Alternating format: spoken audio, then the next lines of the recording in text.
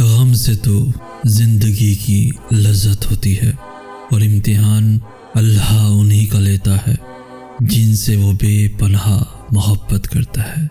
جانتے ہو کیوں؟ تاکہ وہ انہیں چن لے اور اپنا بنا لے، اور جن کو وہ چن لیتا ہے انہیں کسی اور کا نہیں ہونے دیتا، اس لیے وہ ان چیزوں کو تم سے دور کر دیتا ہے جو تمہارے اور اس کے درمیان فاصلہ حائل کرتی ہیں، اور یوں اختتام میں وہ رہ جاتا ہے اور تم رہ جاتے ہو۔ تو اگر اللہ نے تم سے وہ لیا ہے جسے تم کھونے کا سوچ بھی نہیں سکتے تھے، تو یقین رکھو کہ وہ بدلے میں تمہیں وہ دے گا جسے پانے کا تم گمان بھی نہیں کر سکتے۔ وہ تو ان کو بھی خالی ہاتھ نہیں رہنے دیتا جو اسے مانگتے ہی نہیں، پھر وہ تمہاری دعا کے لیے اٹھائے گئے ہاتھوں کو کیسے خالی رہنے دے سکتا ہے؟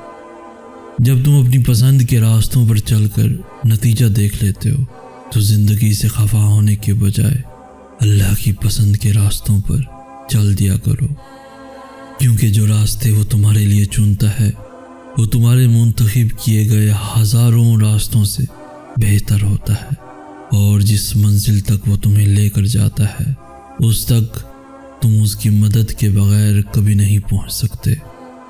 تو پھر کیوں ان کے لیے خود کو ہلکان کر رکھا ہے جو چھوڑ کر چلے گئے تمہیں؟ تم اس کے لیے جیو جو اب تک تمہارے ساتھ ہے۔ کوئی تمہارے ساتھ چلنے کو آمادہ نہیں ہوتا تو اللہ کو اپنے ساتھ لے کر چل دو۔ جب تم اللہ کے لیے اپنی پسند کو قربان کر دیتے ہو تب وہ تمہاری پسند کو اپنی پسند کا حصہ بنا لیتا ہے۔ تو پھر بتاؤ، جو اس کا حصہ ہو وہ کیسے کھو سکتا ہے؟ جس کسی سے اس کی وابستگی ہو وہ کیسے پھر ادھورا رہ سکتا ہے؟ منظر کبھی بھی ایک سا نہیں رہتا، حالات بھی بدلتے ہیں اور وقت بھی پاسا پلٹتا ہے۔ بات صرف صبر اور یقین کی ہے۔ اس پہ صبر کر لو جو ملا نہیں، اور اس پہ یقین رکھ لو جو اب تمہارے پاس ہے۔ پھر تم تک وہ بھی پہنچا دیا جائے گا جس پر تم نے صبر کر رکھا تھا۔ چاہت کی طلب سے پہلے بہتر نصیب کی تمنا کرو، پھر جو چاہت بہتر نہیں اس کو بھی بہتر بنا کر تمہارے مقدر کا حصہ لکھ دیا جائے گا۔ مصلحتوں کو سمجھنے سے زیادہ ضروری ان مصلحتوں پہ یقین رکھنا ہوتا ہے۔ جیسے تم اللہ کو مان سکتے ہو مگر جان نہیں سکتے، اور اس کو ماننا ہی سب سے ضروری ہے، کیونکہ اس کی ذات تمہاری سوچ سے بہت وسیع ہے، اور جس کو جاننا ناممکن ہو اس کی مصلحتوں کی رازداریاں تمہاری سمجھ میں کہاں آنے والی ہیں۔ تو اگر اللہ نے تم سے وہ لیا ہے جسے تم کھونے کا سوچ بھی نہیں سکتے تھے، تو یقین رکھو کہ وہ بدلے میں تمہیں وہ دے گا جسے پانے کا تم گمان بھی نہیں کر سکتے۔ وہ تو ان کو بھی خالی ہاتھ نہیں رہنے دیتا جو اسے مانگتے ہی نہیں، پھر وہ تمہاری دعا کے لیے اٹھائے گئے ہاتھوں کو کیسے خالی رہنے دے سکتا ہے؟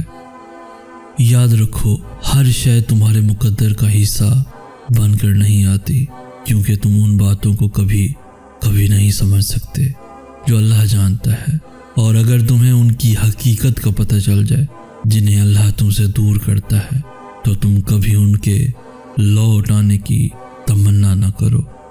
کچھ لوگ اور کچھ چیزیں تمہاری زندگی میں صرف آزمائش کے طور پر آتی ہیں، اور آزمائش تو بس وقتی ہوتی ہے۔ اس لیے جب آزمائش کا وقت ختم ہوتا ہے تو اللہ ان کا خیال بھی تمہارے دل سے نکال دیتا ہے جو تمہیں بے سکون رکھتا ہے۔ کچھ چیزیں تمہارے حق میں بہتر نہیں ہوتی، اس لیے اللہ انہیں تم سے دور کر دیتا ہے۔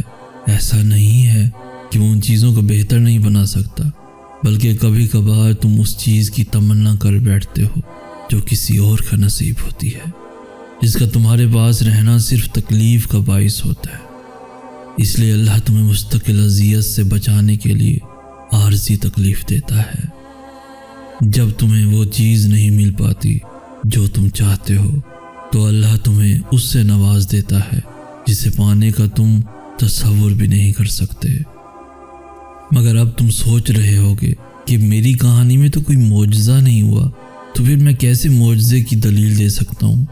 معجزہ ہمیشہ کسی کے واپس لوٹ آنے کو نہیں کہتے۔ مجھے اللہ کا مل جانا اور میرا سنبھل جانا میری کہانی میں معجزہ تھا۔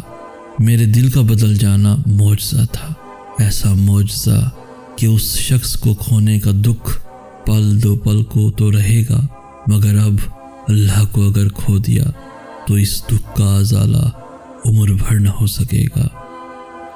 انسان یقین رکھے تو کیا کچھ نہیں ہو سکتا۔ جب ہم اللہ کی رضا پہ سر جھکا لیتے ہیں اور معاملات اللہ کے حوالے کر دیتے ہیں تو اللہ بھی پھر یا تو ہمیں وہ چیز دے دیتا ہے یا پھر ہمارے دل کو ہمارے نصیب پہ راضی کر دیتا ہے۔ جب ہم زخم اس کے ہاتھ میں تھما دیتے ہیں تب وہ مرہم کا وسیلہ بھی بھیج دیتا ہے۔ جب ہم صبر کر لیتے ہیں تب وہ ہمیں اس صبر کا صلہ معجزوں کی صورت میں دیتا ہے۔ جب تک میری امیدیں لوگوں سے وابستہ رہیں تب تک میں اذیت میں رہا، مگر جب میں نے انہی امیدوں کو اللہ سے وابستہ کر لیا تو پھر اس نے مجھے نا امید نہیں رہنے دیا۔ اس نے پھر مجھے وہاں سے عطا کیا جہاں سے مجھے عطا کے ذریعے نظر نہیں آتے تھے۔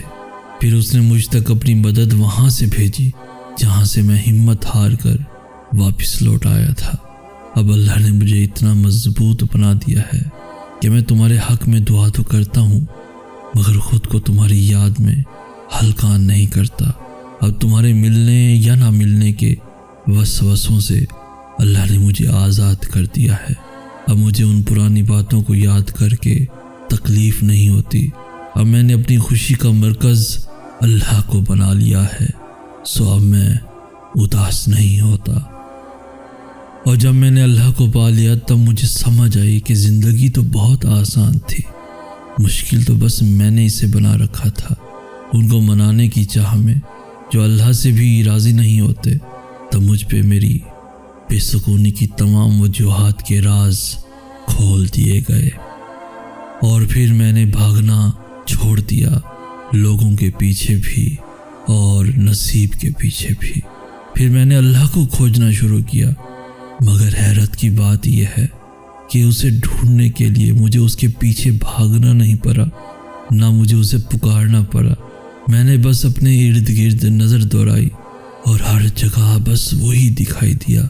اس کے لیے تو مجھے کوئی بھی جتن نہیں کرنا پڑا، بس میں نے جستجو کی اس کی اور وہ مجھے میرے روبرو مل گیا۔ سکون کی تلاش میں بہت دور تلک گیا، مگر سب کچھ پا کر بھی کہیں سکون نہ ملا۔ سب کچھ جھولی میں بھر کر بھی سب خالی لگتا تھا، ایسے جیسے ریت کو ہاتھ میں تھام کر بھی ہتھیلی خالی رہتی ہے۔ بالکل ویسے ہی جو دل کو چاہیے تھا وہ پا کر بھی روح بے سکون تھی۔ اب مجھے وہ باتیں نہیں ستاتی جو پہلے ستایا کرتی تھی۔ اب میں نے اللہ کے فیصلوں پہ راضی ہونا سیکھ لیا ہے۔